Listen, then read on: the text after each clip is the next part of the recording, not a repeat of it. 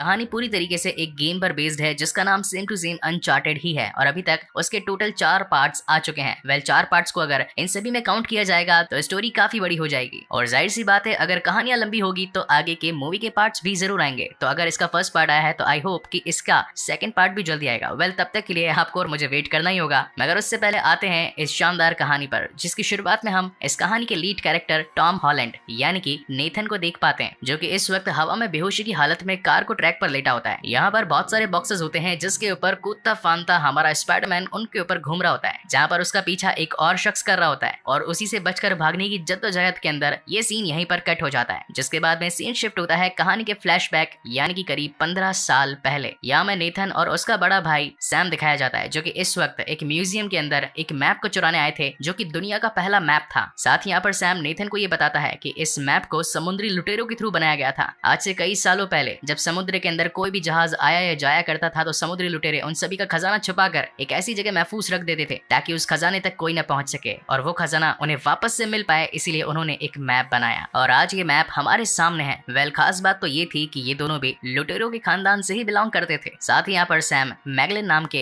एक समुद्री लुटेरे के बारे में नेथन को बताता है जिसे कि समुद्री लुटेरों का छिपा खजाना मिल चुका था। हालांकि मैगलिन को लोकेशन के बारे में पता तो चल चुका था, मगर वहां पर पहुंचने से पहले तक ही उसकी जान जा चुकी थी। ये सुनकर नेथन को लगता है कि हो सकता है कि शायद वो मैगलिन उस खजाने तक जरूर पहुंचा होगा, मगर खजाना किसी और जगह शिफ्ट कर दिया गया होगा या फिर खजाना खो चुका होगा। जिस पर सैम उसे कहता है कि अगर कोई चीज खोई है तो मिलेगी भी जरूर। जिसके बाद में ये दोनों ही उस मैप को चुराने की कोशिश करते हैं, लेकिन तभी वहां का अलार्म ट्रिगर हो जाता है और सारे सिक्योरिटी गार्ड आकर उन्हें पकड़ने की कोशिश करते हैं और फाइनली वो गार्ड्स उन दोनों को पकड़कर एक नन के सामने खड़ा कर देते हैं। हालांकि वो नन चाहती तो उन्हें काफी बुरी सजा दे सकती थी, मगर वो उन दोनों को सिर्फ हल्की फुल्की डांट फटकार लगाकर अपने रूम में वापस जाने के लिए कहती है। हालांकि यहाँ पर नेथन तो अपने रूम में वापस आ चुका होता है, लेकिन वो अपने बड़े भाई सैम को खिड़की से बाहर जाते हुए देखता है। इन दोनों की नजरें मिलती है और सैम अपने भाई के पास वापस आता है। साथ ही उसके हाथों में एक छोटी सी रिंग भी होती है और वो अपने भाई नेथन को कहता है कि वो अब जा रहा है उस खजाने की खोज में। साथ ही जाने से पहले वो नेथन को एक छोटा सा लेटर भी देता है और कहता है कि नेथन तुम भी समुद्री लुटेरों के खानदान से हो तो ये भूलना मत कि तुम भी एक लुटेरे हो। जिसके बाद वो उसी रिंग को एक धागे में पिरोकर नेथन को पहना देता है और एक मस्त जादू की चप्पी देकर वहां से निकल जाता है। कुछ टाइम के बाद में जब नेथन उस लेटर को खोल कर देखता है तो उसके अंदर एक लाइटर मिलता है और साथ ही उस पेपर पे कुछ नहीं लिखा था, लेकिन नेथन जानता था कि जरूर उसने हाइड आउट में कुछ ना कुछ लिखा होगा। और जब वो उसको जलाता है तो उसके अंदर छिपा हुआ कुछ लिखा होता है कि यू आर द ग्रेट, यानी कि इंडिकेशन था उसके मन के अंदर लगी चिंगारी को ज्वाला बनाने के लिए। और अब धीरे धीरे करके समय आगे बढ़ता जाता है और हम देख पाते हैं प्रेजेंट टाइम को, यानी कि कहानी शिफ्ट हो चुकी है 15 साल आगे। यहाँ पर नेथन अब जवान हो चुका है और साथ ही एक बार टेंडर की नौकरी करता है। उसी वक्त वहाँ पर एक खूबसूरत बला पहुंचती है। नेथन उसे देखकर तो मानो जैसे अपना दिल दे बैठा था और उसे पटाने के लिए, इम्प्रेस करने के लिए वो अपनी बार टेंडरिंग की स्किल्स को उसे दिखाता है और एक शानदार जाम बनाकर उसे देता है। और जब वो लड़की नेथन को उसकी सिगरेट जलाने के लिए कहती है तो सिगरेट जलाते वक्त चुपके से अपने हाथ की सफाई के साथ में नेथन उसके हाथ का ब्रेसलेट चुरा लेता है। इस बात का सीधा मतलब ये निकलता है कि नेथन आज तक अपने बड़े भाई सैम की उन बातों को भुला नहीं पाया था कि तुम भी एक पायरेट हो। उसी वक्त वहाँ पर विक्टर नाम का एक शख्स पहुंचता है जो कि नेथन को ये कहता है कि उसे उसका लाइटर पसंद आया और वो उस लाइटर को खरीदना चाहता है, मगर नेथन उसे किसी भी कीमत पर वो लाइटर नहीं बेचता क्योंकि वो लाइटर खानदानी था और साथ ही वो लाइटर उसे सैम ने दिया था। थोड़ी देर बाद में विक्टर वहां से जाने लगता है और जब नेथन अपनी पॉकेट चेक करता है जिसके अंदर उसने चुराया हुआ ब्रेसलेट रखा था तब उसे वो मिलता ही नहीं है, बल्कि उसकी जगह पर उसे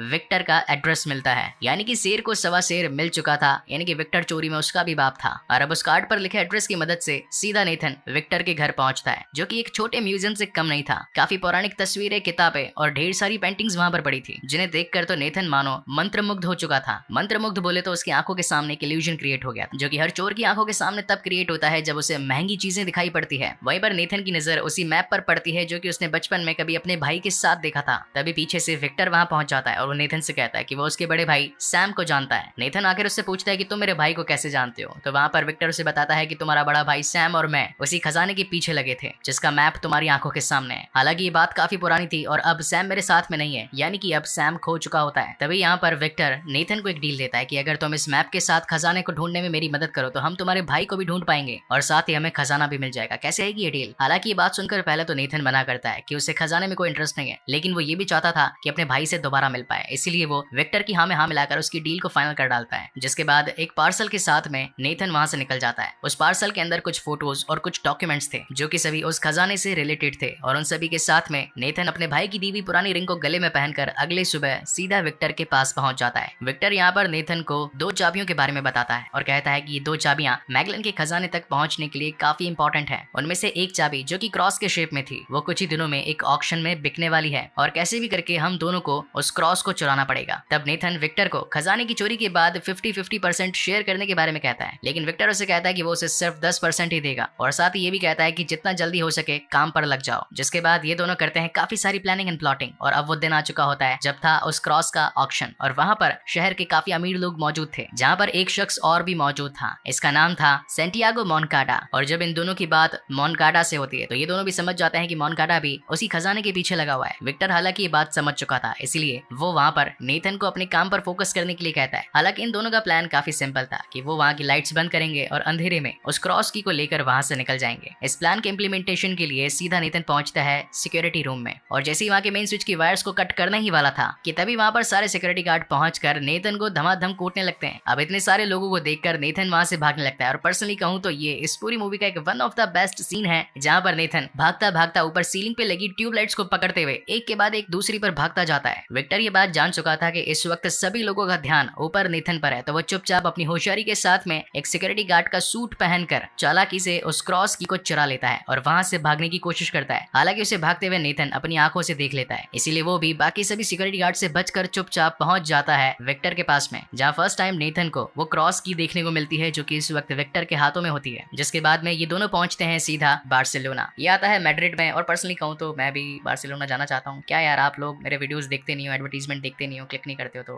पैसा कहां से कमाऊंगा। यहाँ पर विक्टर नेथन को एक डायरी दिखाता है जिसके अंदर एक पेड़ बना हुआ था और इसी के साथ ये अपने बार्सिलोना की प्लानिंग बनाना शुरू कर देते हैं। वहां पहुंचने के बाद में विक्टर नेथन को इस पूरे की पूरी प्लानिंग की तीसरी पार्टनर से मिलवाता है जिसका नाम था क्लोई और ये वो शख्स थी जिसके पास में उस महान खजाने को चुराने वाली दूसरी चाबी थी। हालांकि क्लोई वहां पर उन दोनों को देखते ही उनके साथ काम करने से मना कर देती है और बिना कुछ कहे वहां से जाने लगती है। तभी इन दोनों को कुछ क्लिक होता है और जब ये लोग अपना खुद का बैग चेक करते हैं तो पता चलता है कि वो बंदी तो इनको चूना लगा गई और इनकी क्रॉस की चुरा कर भाग गई। तभी उसे पकड़ने के लिए नेथन उसके पीछे पीछे भागता है और एक काफी अच्छा पार्कवार सीन हमें दिखाई पड़ता है। अब जो लोग पार्कवार नहीं जानते तो बता दो भाई लोग, फॉरेन के अंदर बिल्डिंगों पे छतों पर कूदना फांदना ही पार्कवार कहा जाता है। क्या बात है, फैक्ट का चैनल खोले ना। Well coming back to the main story. एक लंबी चौड़ी भाग दौड़ के बाद में फाइनली नेथन उसकी कार के सामने आके उसे रोक ही डालता है और साथ ही उसे समझाता है कि तुम हमारी मदद के बिना खजाना ढूंढ ही नहीं सकती। उसी वक्त वहां पर विक्टर भी पहुंच जाता है और कहता है कि अगर तुम यहाँ से वो चाबी ले गई तो ये बात याद रखना कि इस खजाने के पीछे और भी कई माफिया के बड़े बड़े लोग शामिल हैं जिनकी नजरों में तुम प्रेफरेंस लिस्ट पर आ जाओगे और अब अगर तुम्हें तुम्हारी जान की परवाह है तो सिक्योरिटी गार्ड्स तो होने बनता ही है और हम दोनों से अच्छा तुम्हें और कौन सुरक्षा दे सकता है, तो क्यों ना क्लोई मैडम साथ में मिलकर काम किया जाए। जिसके बाद फाइनली क्लोई जी इन दोनों के साथ ही काम करने के लिए तैयार हो जाती है। जिसके बाद ये तीनों अपने नेक्स्ट क्लू के लिए एक चर्च पहुंचते हैं। बेसिकली ये वो चर्च होता है जहाँ पर उस किताब में सेम टू सेम वैसा दिखने वाला पेड़ था जैसा कि इन्होंने फ्लाइट में देखा था। मीनवाइल हम मोनकाडा को देख पाते हैं जो कि इस वक्त अपने पिता के साथ बदतमीजी से पेश आ रहा था और उसका रीजन ये था कि मोनकाडा को कहीं ना कहीं ये पता चल चुका था कि उसके अमीर बाप अपनी सारी जायदाद बस दान में लोगों को यूं ही मुफ्त बांटने वाला है और मोनकाडा ऐसा होने देना नहीं चाहता था। इसीलिए वो एक ट्रेंड किलर को हायर करता है जिसका नाम होता है ब्रैड टॉक। वेल इसका नाम हम ब्रैड बोलेंगे क्योंकि शॉर्ट में अच्छा लगता है यार, जो कि अपने काम को बखूबी से निभाकर सीधा पहुंच जाती है मोनकाडा के पास में, जो कि उसे एक नया मिशन देता है और ये बताता है कि अब तुम्हें नेथन और विक्टर से जाकर वो 2 चाबियां लानी है जो मुझे चाहिए। जिसके बाद में सीन शिफ्ट होता है सीधा नेथन पर जिसके पास में सैम के द्वारा दिए गए काफी सारे लेटर्स होते हैं और उन्हीं में से वो क्लू निकालने की कोशिश करता है, जबकि दूसरी ओर विक्टर जमीन पर बने सारे के सारे सिंबल्स को देखकर नीचे तहखाने तक का रास्ता ढूंढ लेता है और थोड़ी बहुत जांच पड़ताल कर लेने के बाद में नेथन को एक छोटी सी मूर्ति दिखाई पड़ती है और जैसे ही वो उसे घुमाता है तो उसके नीचे 2 छोटे छोटे होल्स खुल जाते हैं जिसके अंदर उसी चाबी को लगाने की डिजाइन बनी हुई थी। और जब नेथन क्लोई के साथ उन दोनों चाबियों को यूज करता हुआ उन्हें क्लॉकवाइज घुमाता है तो वहां पर एक छोटी सी टनल खुलती है जहां पर विक्टर इन दोनों को कहता है कि तुम दोनों इस टनल से आगे बढ़ो, मैं यहाँ पर खड़े रहकर बाकी लोगों का ध्यान बटाऊंगा। साथ ही यहाँ पर नेथन अपने दोनों को ट्रैक करने के लिए उसे एक फोन भी दे देता है और कहता है कि अगर हम कहीं मुसीबत में पड़े तो इस फोन की मदद से हम आपस में कांटेक्ट कर सकते हैं। उस टनल में जाने के बाद वहां से एक क्लब का खुफिया रास्ता निकलता है और उस खुफिया रास्ते से क्लब की ओर पहुंचकर इन लोगों को उन क्लूज से एक और रास्ता मिलता है। लेकिन जब ये दोनों उस रास्ते को खोलने की कोशिश करते हैं तभी वहां पर ब्रैड और उसके लोग पहुंच जाते हैं जो कि इन्हें देखते ही इनके ऊपर हमला करना स्टार्ट कर देते हैं। कैसे तैसे अपनी जान उन लोगों से बचाते हुए फाइनली ये दोनों उस दरवाजे के अंदर एंटर हो जाते हैं और जब भी वहां पहुंचते हैं तो इन्हें एक और दरवाजा मिलता है और जैसे ही उस दरवाजे के अंदर क्लोई अपनी की लगाती है तो उस पूरे के पूरे चेंबर में पानी भरना स्टार्ट हो जाता है जो कि आ रहा था उनके ऊपर मौजूद एक फाउंटेन से।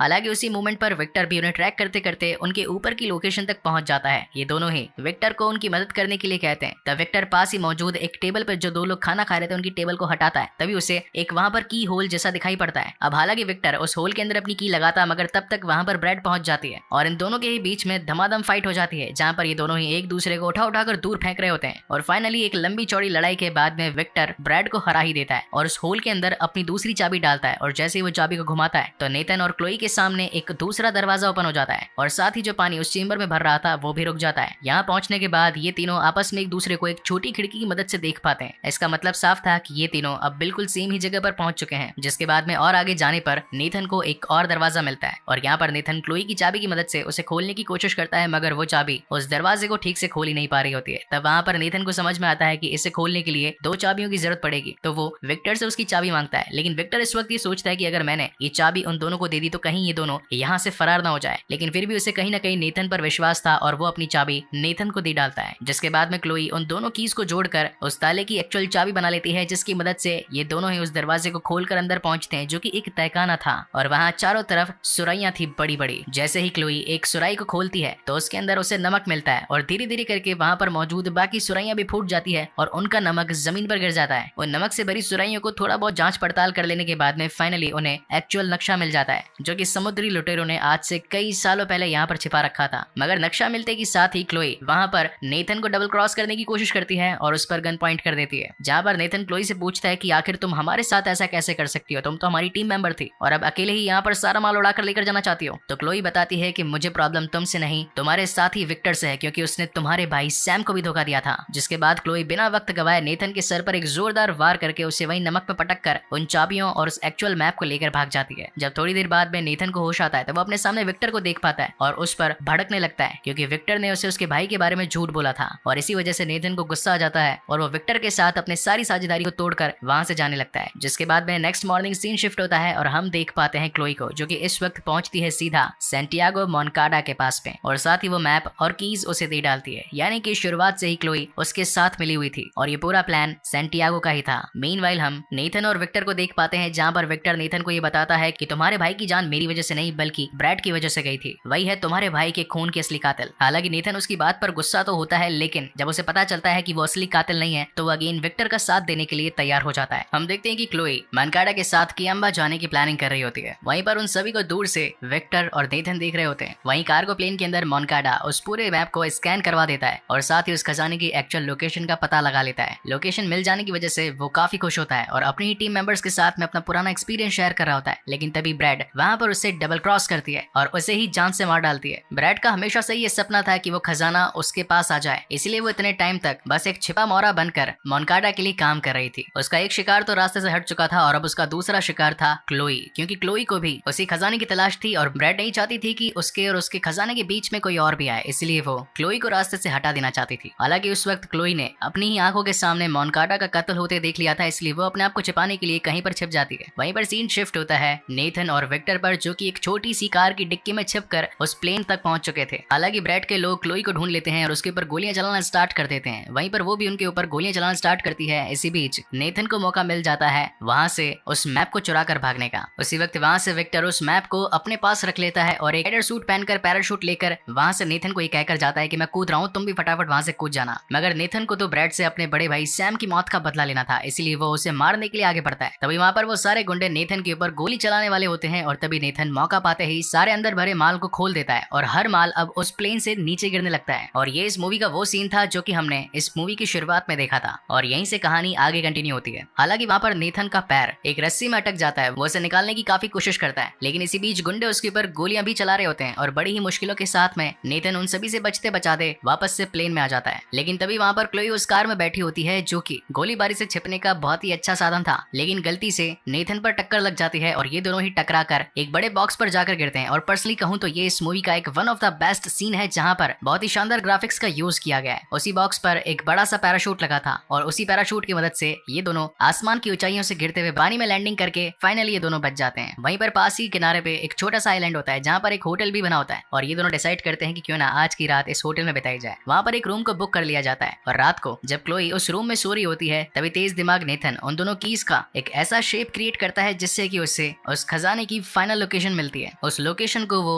एक पेपर पर लिख देता है, लेकिन तभी उसके मन में आता है कि क्लोई कहीं उसे फिर से धोखा ना दे दे, इसीलिए वो पेपर पर गलत कोऑर्डिनेट्स डाल देता है और चुपचाप जाकर सो जाता है। नेथन की प्रेडिक्शन थी कि क्लोई आकर उसके इस कोऑर्डिनेट्स को चेक करेगी और उसके उठने से से पहले ही खजाना लूटने के लिए निकल पड़ेगी। और ऐसा होता भी है। जब अगली सुबह नेथन की आंख खुलती है तो उसे बिस्तर पर क्लोई नहीं मिलती है और जो गलत कोऑर्डिनेट्स नेथन ने लिखे थे उस पेपर के पीछे सॉरी लिखकर वहां से जा चुकी होती है। यानी कि क्लोई नेथन के बिछाए जाल में फंस चुकी होती है और अब नेथन अकेला ही उस बड़े खजाने की खोज में निकल पड़ता है। और अब वो मोमेंट आ चुका था जहाँ पर नेथन को सोने से भरे दो बड़े बड़े शिप मिल जाते हैं जहाँ पर ढेर सारा सोना होता है। वहाँ पर सोने के बड़े बड़े ट्रंक होते हैं जिन्हें देखकर नेथन को याद आती है अपने भाई की, सैम की, कि उन दोनों भाइयों ने मिलकर ये सपना देखा था एक दिन आएगा जब हम इस खजाने को लूट लेंगे। लेकिन तभी वहाँ पर एंट्री होती है विक्टर की, जो कि नेथन को ट्रैक करता करता वहाँ पर पहुंच चुका था। ये दोनों ही अपना जश्न मना रहे होते हैं कि फाइनली इन्हें वो सोना मिल गया। लेकिन तभी वहाँ पर पहुंच जाती है ब्रैड। अब उनके गुंडों से बचने के लिए ये दोनों ही शिप के अंदर छिप जाते हैं और तभी ब्रैड बड़े बड़े हेलीकॉप्टर्स के साथ में उन दोनों सोने से भरे शिप्स को अपने साथ लेकर जाने लगती है। इस सीन को देखकर पर्सनली कहूँ तो मुझे मेरी pirates of the Caribbean movie series की याद आ गई, जिसके टोटल 5 पार्ट्स मैंने आज से करीब 2 साल पहले एक्सप्लेन किए थे। वेल, आप लोगों के लिए एक छोटी सी गुड न्यूज मैं आज ही दे डालता हूँ। अपने आगे आने वाले फ्यूचर की मूवीज के अंदर मैंने पुरानी मूवीज जो फोटोज के साथ बनाई थी उनको मैं अब वीडियो क्लिप्स के साथ एक तगड़े वॉइस ओवर के ऊपर आप लोगों के लिए जल्द ही लाने वाला हूँ, ताकि जिन लोगों को फोटोज से वीडियो देखने में मजा नहीं आता तो वीडियो क्लिप्स के साथ देख देख कर मजे ले पाएंगे। Coming back to the main story, यहाँ पर ये दोनों ही बड़े बड़े हेलीकॉप्टर्स इन दोनों सोने से भरे जहाजों को उड़ा कर लेकर जा रहे होते हैं। लेकिन नीचे विक्टर का तो कुछ और ही मानस था और वो अपने बैग के अंदर सोना भरकर उन दोनों हेलीकॉप्टर्स को हाईजैक करने का प्लान बनाता है। और ऐसा होता भी है। वो उन लोगों को मारकर चुपचाप से हेलीकॉप्टर तक पहुंच जाता है और उसे हाईजैक करके एक शिप को अपने साथ लेकर जाने लगता है। मगर ब्रैड के लोग आखिर एक सोने से भरे जहाज को अपने आंखों के सामने कैसे जाते देख सकते थे, इसीलिए वो उसके ऊपर धमाधम फायरिंग करना स्टार्ट कर देते हैं और रस्सियों पे रस्सियां बांधना शुरू कर देते हैं। जहां पर हमें इस मूवी का अगेन एक और आइकॉनिक सीन देखने को मिलता है। दोनों ही शिप हवा में यूं झूल रही थी मानो जैसे उनके पंख लगे हों। जहां एक तरफ तो विक्टर सोने से भरे शिप्स को हाईजैक करके पूरी तरीके से अपने काबू में लेना चाहता था, वहीं पर ब्रैड के लोग नेथन को जान से मारने में लगे थे। पर्सनली कहूं तो ये पूरा सिनारियो मेरे लिए एकदम बिल्कुल फ्रेश वॉचिंग था। मैंने आज से पहले किसी और मूवी के अंदर ऐसा कॉन्सेप्ट नहीं देखा जहां पर 2 बड़े हेलीकॉप्टर्स पर 2 बड़े सोने से भरे जहाज लटक रहे हो। वेल, आपको ये सीन कैसा लगा प्लीज मुझे कमेंट करके जरूर बताइएगा। हालांकि वहां पर नेथन को मौका मिल जाता है एक तोप के अंदर बारूद भरकर सामने वाले हेलीकॉप्टर पर दे मारने का, और वो सेम ऐसा ही करता है। और जैसे ही गोला जाकर हेलीकॉप्टर पर टकराता है तो वो अंदर भरे लोगों के साथ साथ ब्रैड को भी लेकर जमीन पर गिरने लगता है। लेकिन चालाक ब्रैड रस्सियों की मदद से सीधा नेथन तक आ पहुंचती है और अगेन इन दोनों के बीच में एक और शानदार फाइट होती है। उसी वक्त विक्टर भी वहां पर नेथन को बचाने के लिए पहुंच जाता है और जब नेथन रस्सी पर चढ़कर हेलीकॉप्टर में जाने की कोशिश करता है तो नीचे से ब्रैड भी आकर उसे रोकने की कोशिश करती है। लेकिन जो सोने से लदा बैग विक्टर के पास में होता है वो उसे ब्रैड के ऊपर दे मारता है और वो सीधा जाकर पानी में गिरती है। पहले तो इन दोनों को ही लग रहा था कि वो पानी में गिरकर मर जाएगी, लेकिन ऐसा बिल्कुल नहीं होता और वो जिंदा थी। लेकिन थोड़ी ही देर में हम देखते हैं कि हवा में लटकता वो जहाज जिसकी रस्सियां अब कमजोर हो चुकी थी और वो भी जाकर अब सीधा पानी में ब्रेड के ऊपर जाकर गिरता है। इसका मतलब तो ये था कि फाइनली ब्रेड का ब्रेड ऑमलेट हो गया। वेल, सोना चुराने की तो इन दोनों की ही मन से ख्वाहिश थी, लेकिन अब पानी के अंदर वो सोना वापस से चला गया है तो ये दोनों डिसाइड करते हैं कि क्यों ना अब इस दबे हुए सोने को गवर्नमेंट को ही दे दिया जाए। लेकिन तभी अपने बैग में से नेथन कुछ सोने की बार्स निकाल कर विक्टर को देता है और कहता है कि यह है तुम्हारा इनाम। देखा जाए तो सोना चुराना विक्टर का एक सपना था और इस सोने को पाकर वो काफी खुश था। वहीं दूसरी ओर नेथन एक सच्चे दोस्त को पाकर खुश था।